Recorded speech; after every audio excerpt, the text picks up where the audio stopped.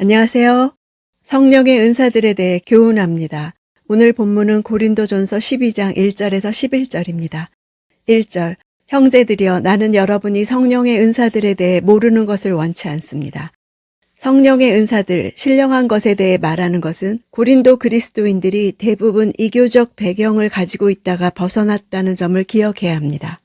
그 이교는 본질적으로 헬라의 신비 종교에 근거한 것이었는데 거기에서는 보통 영적 체험을 경험했습니다.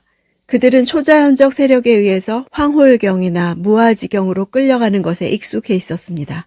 성령의 은사들에 대한 성숙하지 못한 이해로 특히 방언과 예언의 은사들에 대한 무분별한 사용으로 고린도 교회의 예배는 아수라장이 되었습니다.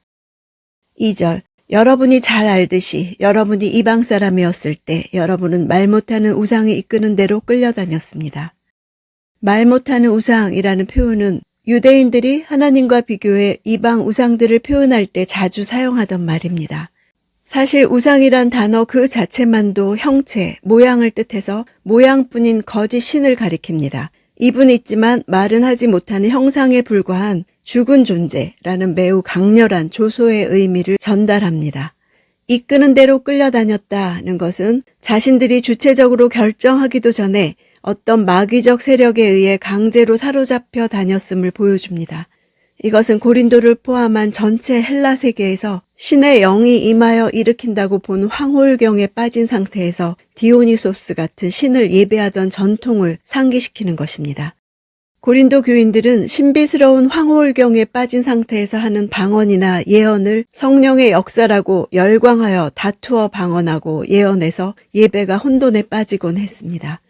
바울은 무슨 신비스럽고 초자연적인 경험을 했다고 해서 그것이 모두 성령의 역사를 체험한 것이 아님을 무엇보다 먼저 명백히 밝히는 것입니다. 바울은 여기서 우상의 말 못하는 무력함과 이끌고 끌고 다니는 능력 둘 다를 인정하고 있습니다. 그 이유는 그들은 거기 무언가가 있다는 것을 너무도 잘 알았기 때문에 우상에게는 아무런 힘이 없다는 것을 납득시키는데 어려움을 겪기 때문입니다. 3절, 그러므로 나는 여러분에게 알려드립니다. 하나님의 영으로 말하는 사람은 아무도 예수는 저주받은 사람이다 라고 할 수 없고 또 성령으로 말미암지 않고는 예수는 주이시다 라고 할 수 없습니다.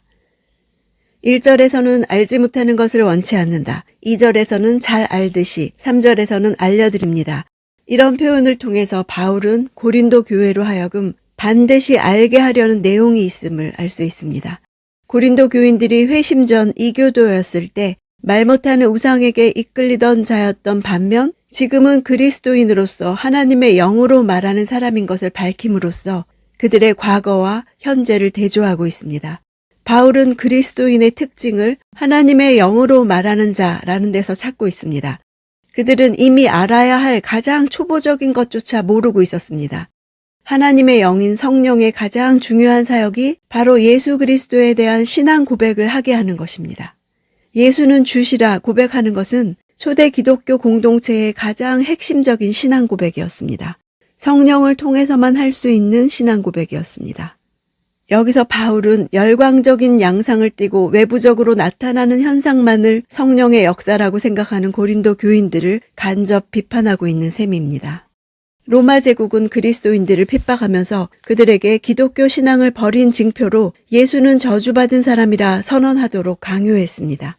일부 그리스도인들은 핍박의 상황을 피하기 위해 그런 저주 선언을 해놓고 나중에 교회에 돌아와 성령의 인도하심에 따라 그렇게 했다고 변명했습니다.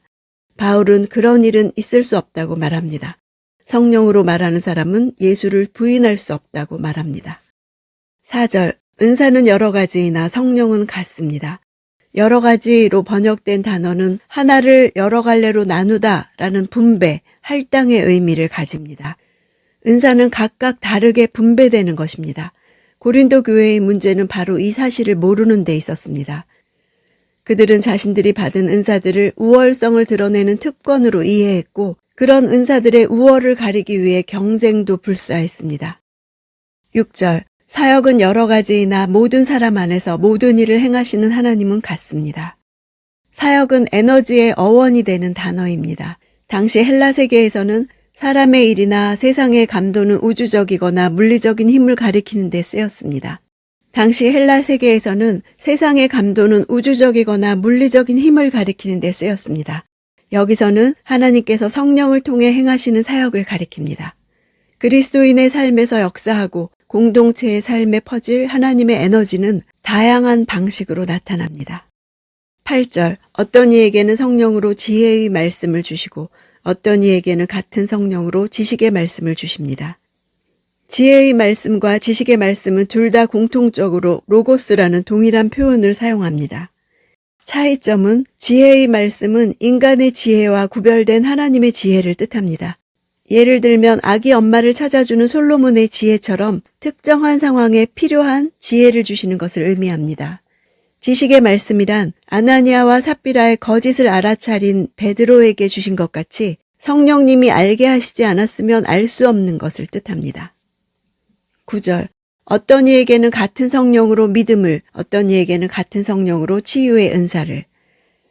은사로서의 믿음은 산을 옮기는 등의 기적을 행하는 믿음을 가리킵니다.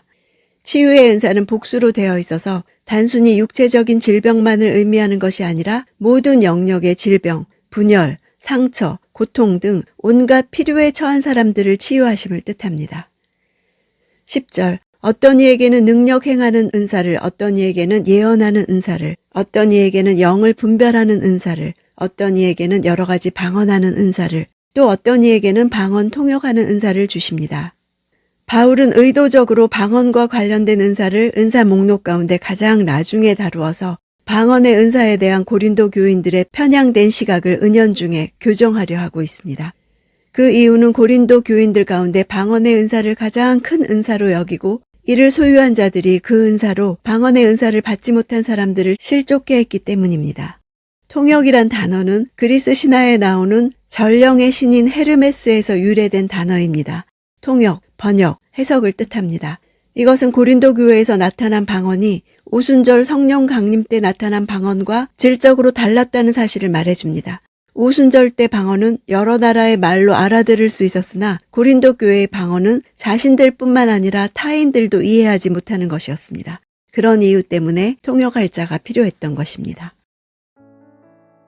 성령님은 예수님이 주님이시라는 사실을 교회 안에서 다양한 방식으로 각각의 지체들을 통해 드러내십니다. 교회는 예수께서 임재하시고 세상에서 자신을 구별되게 표현하시는 수단이십니다. 교회에는 매우 다양한 사람들이 있어 각각 서로 다릅니다. 하나님은 주권을 가지시고 각 사람에게 은사와 직임과 사역을 할당해 주셨습니다. 성령의 작용은 이론이 아니고 감지할 수 있는 갖가지 결과를 가져옵니다. 변화된 삶으로 나타나고 재능이 발산되게 하고 관계에서 발전을 이루어 갑니다. 성령에 의해 이런 활기가 주어질 때 예수의 주 되심이 드러납니다. 교회 안에서 우리 존재의 모든 부분이 일깨워지기 원합니다. 말에 있어 새로워지고 사역이 활기차게 되고 가능하리라고 꿈꾸지 못했던 일들이 일어나는 것을 보기 원합니다. 이것이 바로 성령이 임하신 사람들에게 일어나는 일들입니다. 각 사람에게 성령이 나타나신 것이 살아계신 하나님의 공동체의 모습 안에서 눈에 보이게 나타날 것을 소망합니다.